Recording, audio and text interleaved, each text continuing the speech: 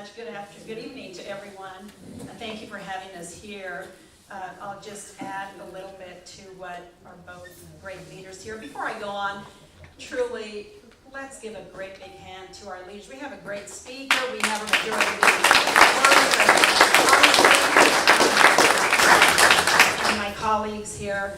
You know what? It's unity that got us to where we are. It's that united front that helped us get all these pieces of legislation that we're talking about. It's amazing how much we can do when we're united. Wow, we can do anything. We can get all these things passed, and we don't have to just dream, but we can get it done, and then later on just realize that it's there and see the reality of it. So we've got great leaders, and I just want you both to know I appreciate you very much, and of course my colleagues for working with me and supporting my legislation.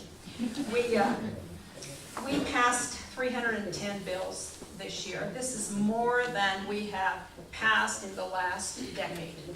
And it was just amazing to see how we could pass them. We had the votes. We had lots of Democrats voting with us. We were able to do it, and we knew that if we passed it in one chamber, that the chances of passing it in the other chamber were very good because we have such a high majority, as our speaker Egolf mentioned, in the House chamber. So it was great.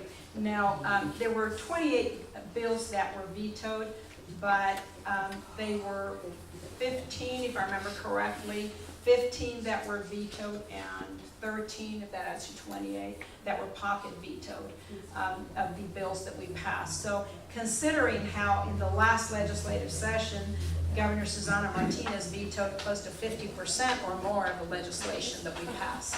All that work went down. So anyway, it was just great. It was a breath of fresh air to know that we have a Democratic governor, that we have the majority Democrats in both chambers.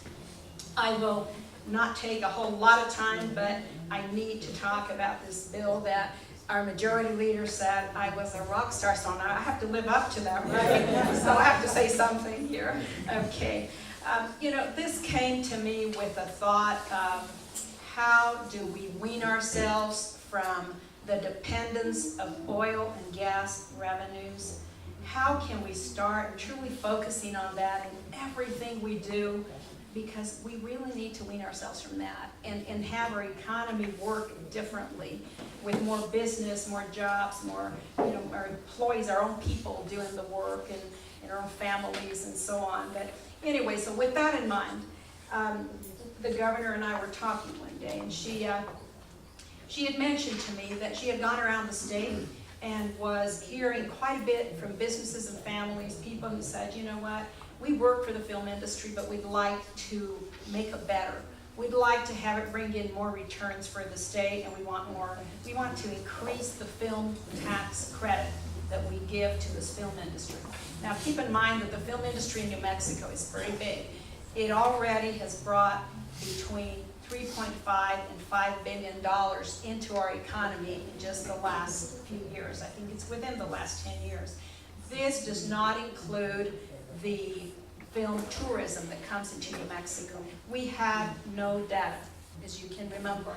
The Taxation and Revenue Department had not collected the data necessary for us to be able to get the numbers accurately and say, okay, this is how much the film industry exactly brings. These are the businesses that it goes to, the funds and the revenues that it brings in.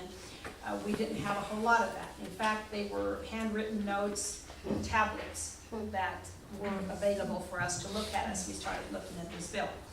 Long story short is that finally we decided, the governor asked me to carry the bill, and it is the famous Senate Bill 2, thanks to our leaders who decided let's go ahead and put it on early. So Senate Bill 1, and then which is the big bill, with Senate Bill 2, and so on comes on next. So the bill basically increases the cap for the film tax credit that we pay out to the film industry as an incentive to bring in more into New Mexico. It increases it from $50 million to $110 million, but it removes the cap of that 110 of that $50 million and increases it entirely to 110 with no cap at that part. However, it puts a cap on the back end. In other words, they cannot go over that cap to over more than $100 million. Right now, we're in the hole. There was a backlog of 300 and some $1 million because they went over that cap, so that wasn't good. So we gave a 5% taxing credit for rural communities, for filming in rural communities too, for more economic development. And we exempted those big corporations like Netflix from the cap if they commit to staying here 10 years or more. And so we tried everything we could to ensure that we can entice businesses and keep them here in New Mexico for our own New Mexicans here. And just quickly, another bill I passed has to do with investment options. This one here is allowing governments, municipalities, the municipal leagues, cities, the Association of Counties, the county treasurers, and the state treasurer to invest our public dollars with more options. We're very limited in what we do with our money, and this one will allow them to have more investments in commercial paper, mutual funds, and something called supranationals, more of a investment through a World Bank and so on. But I won't, because of the time that we have, I won't go too much into that. But if I may briefly just mention one very important bill that in funding that we did together. This is the LEAD program that I sponsor every year, the Law Enforcement Assistance. We put in $650,000 into this, and my bill expanded it into Rio Arriba County and into Bernalillo and Doñana County. It is a very comprehensive program with a holistic, comprehensive system to provide rehabilitation services that are wraparound services for people who have substance abuse or substance misuse problems. And the city of Santa Fe has been a champ. Thank you, Mayor, for this. It's going to be expanded now, and thanks to my colleagues who contributed also to the funding, here we were able to get that much more.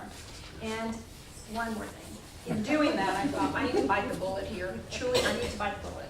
We need to have more rehab services in Santa Fe.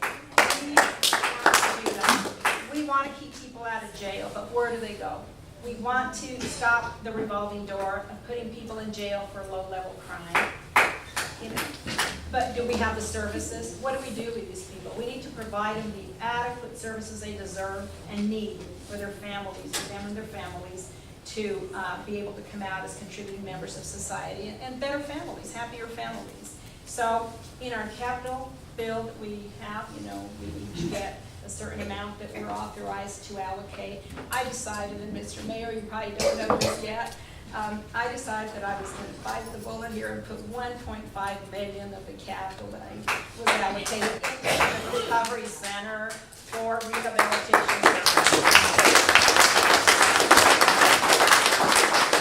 So now we have the LEAD program providing the services, but we will have more space, renovated buildings, more rooms for the entire family so that they have the full support system that they need. We can't have fragmented systems because they fall through the cracks, and we see them all the time. And I am already going to stop because they're flashing a pink something. Thank you.